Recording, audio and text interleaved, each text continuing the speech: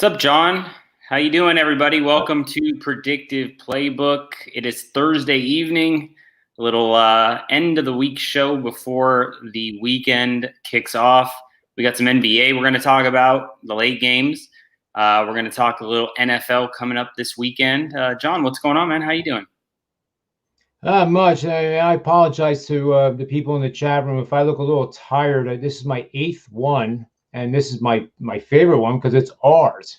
I enjoy every single one of them, but this one is starting to become pretty special to me.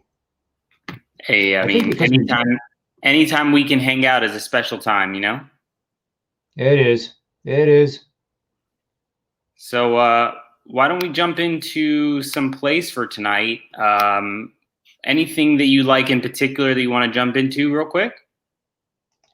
Well, I like in the NBA, and I put this out early this morning, and I'm just scrolling down here to get it. The Golden State Denver game, and I got the Nuggets at -4.5. It's still 4.5. So it's still 4.5. So I think with Denver's offense, and I don't know if many people know this unless you're a data hog like I am, that Denver leads the league in scoring. They also lead the league in field goal percentage at 49.4%.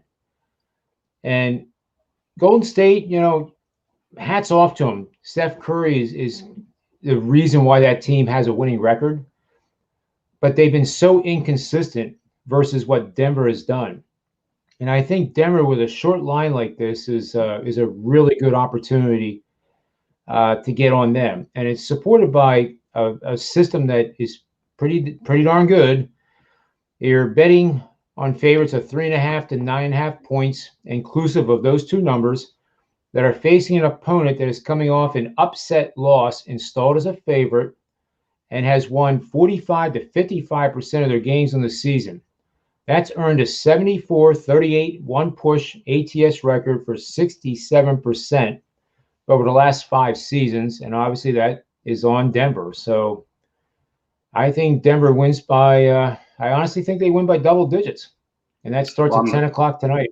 Yeah, I'm glad you're on Denver because I am as well. I think that this line, for some reason, just seems a little fishy. But at the same time, it's hard for me to back the Golden State Warriors here. Listen, I think they've been outperforming their actual talent level and their efficiency levels this year. And I think that's kind of why you're seeing such a short line here. Obviously, the public loves to bet on Stephen Curry and the Golden State Warriors. They think it's 2016, 17. So I'm going with Denver here, -4.5. I'm also probably gonna watch the game and take an in-game number as well, if Golden State can kind of shoot lights out in the first quarter or early second quarter and take a little bit of a lead. I would come back and bet Denver to win the game, and obviously any plus points you can as well. I just might add this little tidbit of research I came up with, and this is how granular I get, but I think it's always been meaningful to my clients and myself. I mentioned that Denver leads the league in shooting percentage points. So the average distance of their shots is 13.8 feet from the rim, and that ranks 12th closest in the NBA. The average distance that shots are taken in the NBA ranges from 12 feet, which is Cleveland, and a team that hardly takes any three-pointers, to 16 feet for Phoenix. So 4 feet, if you've never played the game of basketball, and I know Ira has, when you get 4 feet close to the rim, your percentage goes up a ton. Oh, it's tremendous. Yep. So I think that too really plays into the hands of Denver. The Warriors ranked 29th, making just 43.6% of their shot attempts, and is a dominant reason why I think Denver's going to win this game by double digits. Denver ranks 6th with 169 layups. That includes dunks. And that compares very favorably to Golden State, who ranks 24th, having made only 124 layups or dunks on the season. So I like teams that are, not necessarily physical, but they take more shots at the rim. Like Ben Simmons of the Sixers, everybody says, "Oh, he doesn't shoot a three." Well, he shoots into the 50% range because he's able to get to the rim, and that's something that You don't need to shoot brings. threes if you're getting easy baskets, right? I would think it's easier to make it basket from 3 feet than it is from 30 feet. Oh, absolutely, In 100%. Yeah, no, and I think that this is a fantastic play here, and obviously a great live betting opportunity tonight with the Denver Nuggets. Another game I wanted to talk about. I was going to be on the Charlotte Hornets tonight, but now that Gordon Hayward, I heard, is not playing, I'm going to lay off that game. But that was something I kind of liked as well. So we'll just kind of pass there and see what happens. And then I do have a pick for another late game, and we all know what we bet last time when the Pacers versus the Blazers met. And it's going to be the same. It's going to be more of the same here. I'm on the Pacers plus the points, money line, and anything you can get in game for them to win, and plus the points if Portland goes on a run. Portland's on a back-to-back. They beat the Sacramento Kings last night, and I'm looking for a little bit of a slowdown in the second half from the Blazers. And I like the Pacers quite a bit here tonight as well. Yeah, that's an interesting play, because of Oladipo being traded. I found it interesting today in the media, though. They made it sound like he was almost a borderline cancer on the roster, but I think fan base absolutely loved him. So it's going to be interesting to see how this plays out in the next couple of weeks with the Indiana Pacers fan base and what they actually think of this move. It certainly helps the Sixers, I think, in Philadelphia. And I know this might, people are probably going like, what? But Boston has been trying to get Oladipo for the better part of 18 months. And this trade basically cements the fact that they are not going to get him.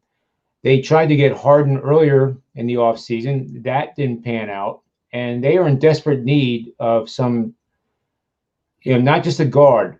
They have to get an elite guard. And now I look today, I don't know if anybody out there that Danny Ainge would be interested in getting. So yeah, I mean, Oladipo, I don't think Oladipo played 3 nights ago, I believe it was, when the Pacers versus the Blazers, when they met. I think he was out for that game. So, listen, Oladipo is a fine player. I think he's a fantastic athlete and a very good basketball player. But this Pacers team is loaded. The Pacers are loaded. And even without Oladipo, you got Brogdon, Miles Turner, Domantas Sabonis, plenty of guys that can get the job done on the floor. And especially with Portland being on a back-to-back, second leg of a back-to-back, I really like this spot for the Pacers again. So I'm on the Pacers for sure, 100% tonight. Again, if anyone's out there listening and watching, feel free in the Periscope chat to ask any questions about any particular game. We can give us, if we don't have a play, we can definitely give you an opinion on the game as well. But I do want to move on to – I want to move over to hockey real quick. I do have a couple plays in hockey. Again, first game tonight for a lot of these teams. So proceed with caution. John and I were both on the Vancouver Canucks last night at plus money, and it was a pretty easy win. I mean, Edmonton did come back and tie it, but Vancouver had the momentum the entire game, and it looked like a surefire winner from Jump Street. So I do have a couple plays here tonight. I really like the Arizona Coyotes at minus 130 tonight. They are just head and shoulders above the talent on the Sharks from their offense is better than the Sharks defense. Martin Jones, I believe, is starting in goal, and he's been, pretty shaky over the last year or so in goal for the Sharks. So I'm looking at the Arizona Coyotes. I actually really like this Coyotes team in general. So, maybe, if you see them start to get hot, maybe it's a time to take them on the Stanley Cup, to win the Stanley Cup. But me personally, I did put down, I think, a $10 bet on the Coyotes, or $12 bet, $15, something like that to win the Cup, just because I do think that they can do it. So I like the Coyotes tonight, minus 130. John, I don't know how I don't go back to the well here. So this is not a real strong, this is not a play for me, but it's a strong lean to the Canucks again on a back-to-back against the same team. Edmonton, I believe, is starting. Hold on, I will tell you. I believe they're starting Mike Smith in goal tonight. And Thatcher Demko, who is one of my favorite young goaltenders in the league, is going to be taking the net tonight for the Canucks. Last night they had Holtby, I believe it was, in net for the Canucks, signed from the Capitals over the offseason. And I really, really like Thatcher Demko a lot. So for me, it's a play on the Canucks at plus 110. And then one other game I'll throw out there as, if you want to put a little parlay together, throw it all up and, make a bowl of soup and have a fun night. I do really like the two plays in one game. And that is the LA Kings at plus money, plus 115 right now, or plus 120, depending where you're shopping. And I also like the under a 5.5 in the game. Listen, Minnesota lost a lot of offensive firepower over the offseason. A lot of key players are no longer with the team. They still can put up goals and they still can definitely win games, but I think it's going to be a tough task, especially early on in the season. I think the Kings are going to surprise a lot of people. They might end up in the bottom half of the league, but I think that they're going to outperform what the people are projecting for them to do.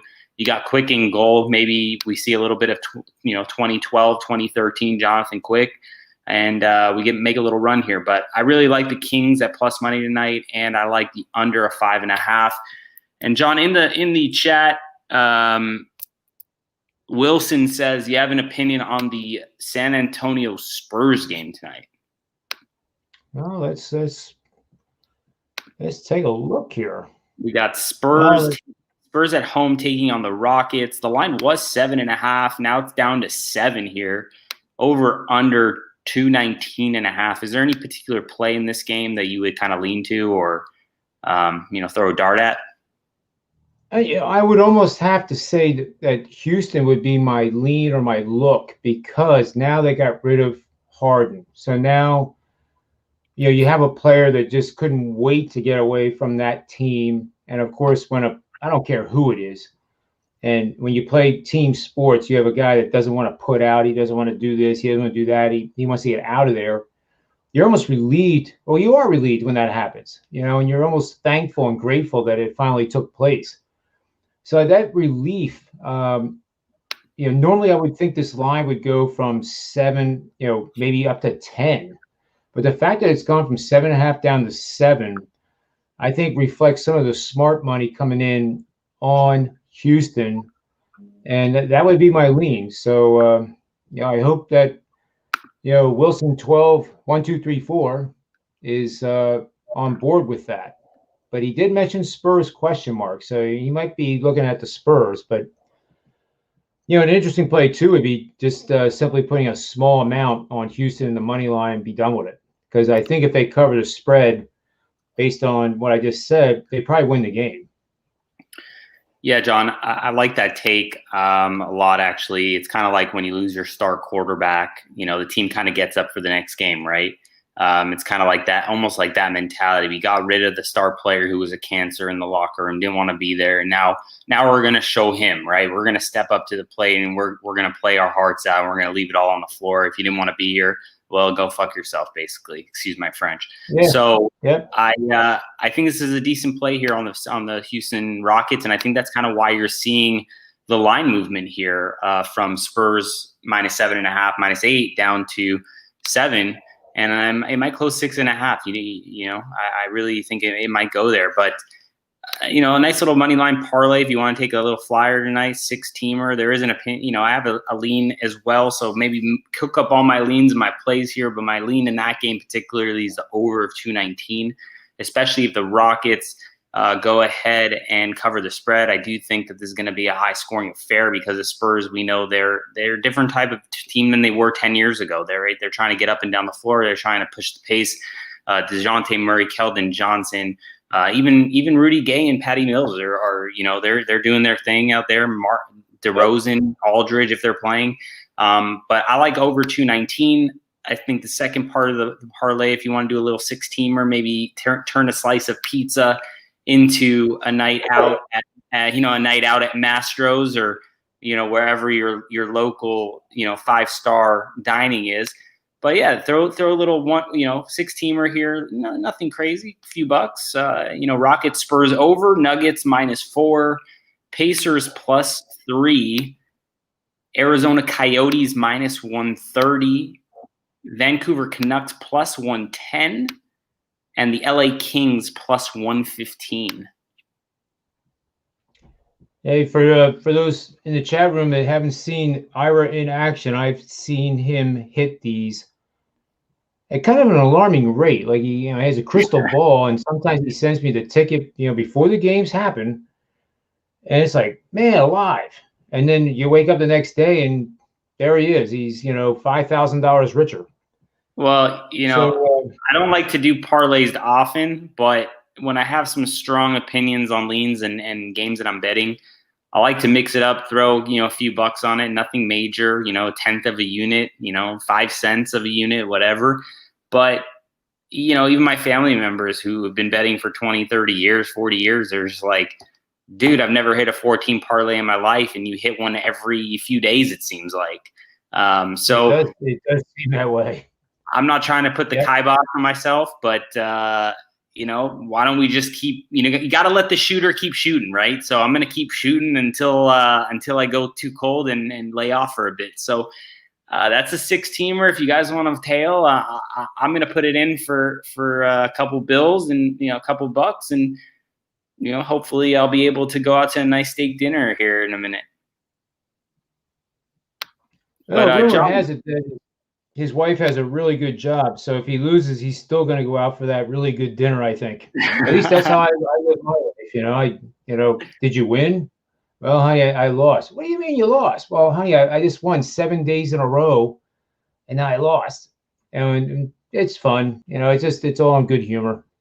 Absolutely. So, John, I know you wanted to talk a little. I mean, unless you have any hockey picks, I know you wanted to talk about the NFL slate this weekend. Do you have any opinion in hockey tonight, or you just want to jump into NFL? Let's just jump into the NFL. You covered everything that I'm agreeable with your picks. I like the Vancouver play again. It's interesting how betting behavior of human beings. Last night we had Vancouver at, what was it, 135? I think 125 or 130. I think it was 135 is what I had. Well, you must and now all of a sudden it's 110. You must have bet earlier than I did. Yeah, it opened, I think, at 110, which is where this game is, and then it steadily throughout the day got up to, it might have actually hit 140 at one point at a couple books. But it's interesting to me that in 24 hours, all of a sudden now Vancouver's a good team, Edmonton's not.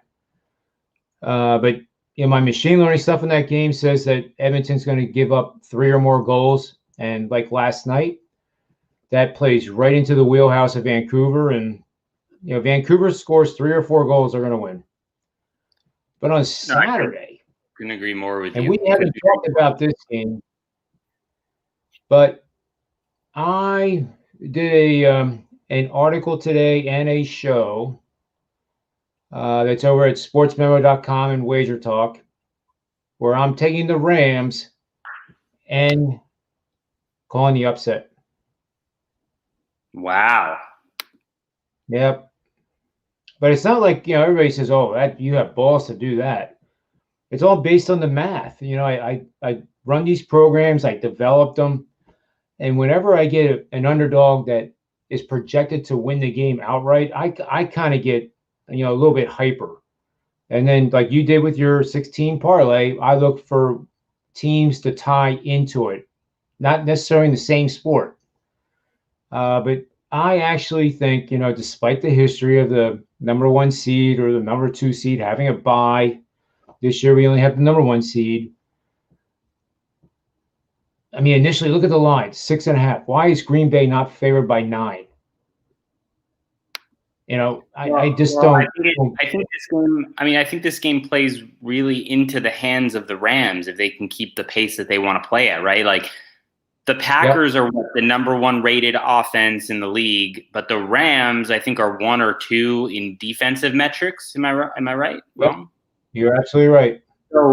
So if Aaron Donald and the defensive front can get pressure on Rodgers, and the Rams have a strong secondary. It's not like just stops at the front seven. So if Devontae Adams, they're going to do everything in their power to shut that guy down. So now if Marcus Van the Scout, whatever his name is, MBS, and Alan Lazard and Tanyan can't do much, well, the Rams could win this game easily, right? And it's not like the Packers have that great of a defense. So the dink and dunk of Jared Goff is not really going to be that affected by it, because they're just going to dink and dunk it and run the ball and run the ball and run the ball with Cam Akers. And, you know, you could look up in the third quarter and the Rams could be up by 17 points. That is true. So Green Bay's number one offense. While it seems crazy that you said it, now thinking about it and chatting about it and going through it, right? This is like why we do the shows, right? It's good to talk about things and understand and kind of learn from each other. But now that you're talking about it and you mentioned it, now that I'm speaking kind of the thoughts on the game, yeah, it's definitely a possibility that the Rams can win more than half the time if they played 10 games. So if you're going to give me the Rams at plus 255, plus 260, I'm going to jump all over it. Well, tell me on the major networks, has any of them mentioned the following? Rams defense, number one in the NFL, 18.6 points per game allowed. Yards per game, number one, 281.7. Points per play, which you know is one of my favorite metrics. Number two, 0.302. Yards per play, number one, 4.6. Third down conversion percentage, number three, 34%. Fourth down conversion, I'm not going to mention that because that involves, these guys looking at this chart, and if you're down, 17 points, you go for two, or I don't get it. And I'm an analytical guy. Haven't not understood why these coaches have done what they've done in these recent games, but that's another story. And then red zone scoring, they're 12th, but very healthy, 59.57% of opponents have scored either a field goal or a touchdown in the red zone. TDs per game, number one, 2.1. I mean, it just seems like the Rams defense is flying completely off the radar, not even under the radar. They're completely off the radar, and they're not getting, not that they deserve credit, but they're just not getting noticed. And I think it's going to be a big problem for that Green Bay offense. And conversely, Jared Goff is going to start. And if healthy, where I've spotted on the game film with Green Bay, where they're vulnerable, is in the deep secondary, the back end. So if they run three wide receivers and rub two guys crossing route, send the other guy on a post, force the safety in a cover one zone, that's going to be a huge play. And that actually might be their tight end running the post route, much like Gronkowski did at the Patriots. So, I could be dead wrong, but I am hitting 69% winners in the NFL this year over at sportsmemo.com, and proud to say I ranked number one. But this is a game I think the Rams win. Yeah, I can agree with all of that. I like the Rams. I like your call on the Rams this weekend at plus money, plus the points, if you will, as well. There is another game I want to chat about here over the weekend, and I guess we'll leave the other two games alone and maybe talk a little bit more tomorrow or on Saturday. But I'm actually going to save the Ravens game for the next time we chat. But I want to bring up this Kansas City-Cleveland Browns game for a second. And you got the Browns plus 9.5 on the road at Arrowhead. Browns plus 330, over under 57 in this game. I think that this is a spot where you can back the Browns at plus 9.5, and you can also take them on the money line. I think that there's a very reasonable expectation kind of like the Rams-Packers matchup. I just think this is a really bad matchup for the Kansas City Chiefs. Yeah, I definitely agree. I wouldn't lay the wood here with the Chiefs. And there was one thing I tweeted about earlier this week. It might have been Monday, actually. Games with totals in the playoffs of 56 or more points has occurred 14 times. What do you think the over-under is? It's like 2 winners to the under and 12. I mean, 2 winners to the over and 12 to the under. Sorry. Yeah, 2 winners to the over, 12 to the under. You might have seen my tweet, but it's actually the opposite. It's 12 and 2 to the over. So much, if you didn't see my tweet, Ira, then I thought the same thing. That okay, I did not see your tweet, so that I was just like, well, I feel like it would go under the total most of the time. Yep, and that's what I thought too. In a playoff game, defense becomes a little bit more important. You get out to those leads, especially with Andy Reid and his history of getting a lead and then sitting on it, which is the only single negative I can say about that head coach. Other than that, he's an offensive genius.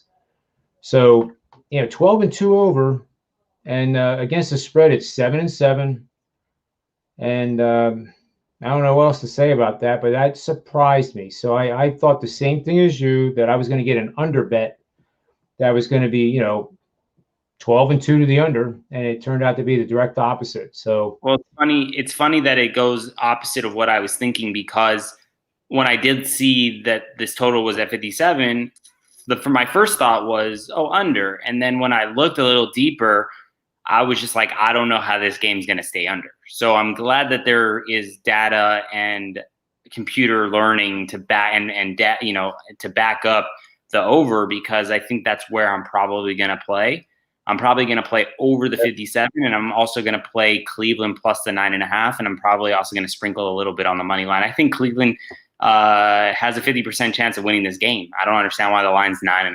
I think that this line should be more like, if not 6.5 or 6, kind of like the Green Bay game. But at worst case, 7 in the hook. I don't understand why this game's at 9.5. That's just crazy talk. This Browns team is peaking at the right time. Yep. And I think too, part of the betting public is that Kansas City is the best team in the league. They're coming off a bye. Everybody knows the stats with Andy Reid coming off a bye, whether it's the regular season or the playoffs. But those trends reach a peak and then they revert. To revert back to the mean. You don't see many trends out there that are 20 and 2. It usually gets up there about 13 and 1, 13 and 2, and then people assume that it's going to continue forever, and it reverts. It goes there is one trend. I'm waiting for one trend to stop, and I can't get this out of my head. But it's how many times we're going to play an under game in college football between Navy and Army. It's just driving me nuts. Oh, yeah. Every year, I'm like, this is the year. I'm like, every year, this is the year. I'm taking the over, and it's 3-0 at halftime. Yep. And that was one of the bowl games on Jimmy the Bag show I was on. And I took the under, and I thought, oh my God, this is insane. And what was the final score of Army Navy? It was like 10-3 or something. It was like 3-0 at half. Yeah, it was like 3-0 at half. Air Force, Navy, and Army, whenever those three teams play each other and you bet the under, that's all you had to do to be pretty darn rich. If you had the funds to do like 10, 20 grand at a pop. In my head, I'm just like, it's got to stop this year, right? This year, it's got to be an over. The total's 34.5. I know. So it is what it is. Some balls / guts to bet that number under. I think early in the week it was like 38.5 in the Army Navy, and then because of weather it dropped down. But both teams were actually, especially Army, they were scoring points way above their 5-year average. I know. And then to I see know. it go 10-3 or whatever the hell it was. I mean, that was Let's not nuts. rub salt. Let's not rub salt in the wound. All right. Oh, I didn't know you had that. I I played did the not over. know you had that. Oh, I I played the over. apologize. It's okay. But I do like the Browns here quite a bit. Money line plus 9.5, and I'm now that you're telling me the data, I'm definitely intrigued by this over 57 play. So it'll be interesting. We'll save the other two games for the next show. I'm not sure if we'll be on tomorrow, either tomorrow or Saturday. We'll do it. Yep. But yeah, so the plays for tonight, guys, just in case you missed it, a little recap for everyone still listening.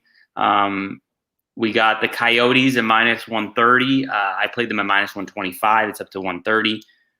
Sage the Law. Did I miss NBA picks? Yo, Ira Pelicans cover last night. You're on fire. Thanks, Sage. I appreciate that. We do have some picks. I'm going to recap them for you right now. We got the Coyotes at I'll play them up at minus 130. They're minus 130 right now, so I would jump on the Coyotes in the NHL. I like John and I both like the Denver Rockets. Denver Nuggets minus the 4. John, we both like the Pacers plus 3. I gave out the Kings and the Canucks as well, plus money in the NHL, and over 219 in the Spurs Rockets game. And also, John and I both kind of had a lean to the Rockets plus 7 as well. That game already went off, so hopefully you grab a live line there. But yeah, what's remaining left on the board, we're both pretty excited about the Denver Nuggets here at minus 4.5. And Yeah. I know I like the Pacers quite a bit. I think John is kind of on my page as well. And Coyotes for hockey, Canucks for hockey. We went 1-0. We hit on the Canucks last night at plus money, and we're going to double dip and take them again tonight against the same team that they beat 4-2 last night. So we're going to double dip with them. And I like the Coyotes against the Sharks. And, if you want to throw a little parlay with all those picks and then kind of get wild and go against the Wild, Kings is a little bit of a dicey play. You don't know what's going to happen. It's first game of the season for them and the Wild, but I like under 5.5 and the Kings plus 115 in that game. John, was there anything I missed? Not at all. The only thing I was going to throw in the Sixers Heat game, they're playing the second of 2 games at Philadelphia. Right now it's 46-39 Philadelphia. But in game, if ever the Sixers are trailing by 3 or more points, I would highly recommend taking the Sixers, just like we did the other night. And, I'm confident they're going to win. So if you can get them at a decent price level, I think you're going to do just fine. The question is, what do they run away with it now? And you don't get that chance, but knowing what you're going to do in a disciplined strategy ahead of time, that's 90% of the game. I think Yogi Berra said something like that. Like half the game is half mental or something like that. I don't know. I got his autograph behind me, but I like. Not that I like. I was gonna say we were kind of leaning over in the Rockets, and it's a 14-6 game. Rockets are leading by 8. Kind of like the star strategy out of the game, not playing. And the locker is a little bit cleaned up. I do think the Rockets are a decent play here, plus 7 or better. The live line is obviously plus 3.5. But if you could get the Spurs, I think the Spurs win the game, but I think the Rockets cover. But John thinks that maybe the Rockets win, so maybe I would lay off the live line on the Spurs. It'll be interesting for sure. But Pacers, anytime in game, if you can get a better number than pre-flop, absolutely. And the Nuggets, obviously, if the Warriors go on a 10-0 run in the second quarter and they're up 3 or 4, and you can get the Nuggets at minus 1.5, minus 2, or just money line minus 120, minus 130 to win. Yep. I don't see how the Warriors win this game. So I'm all over the Nuggets as well. John, as always, it's been a pleasure. Happy Thursday, everybody. Happy Thursday, everybody out there. We appreciate everybody that's tuned in to our show, Predictive Playbook, and hope maybe we'll be back tomorrow. I'm not quite sure what my schedule is tomorrow night, but either Friday night or we'll do a Saturday kind of mid-morning East Coast type of show. Sounds great to me. All right, John. As always, And I'll talk to you later tonight. You got it, man. I'll be texting you. All right, bye. See you later.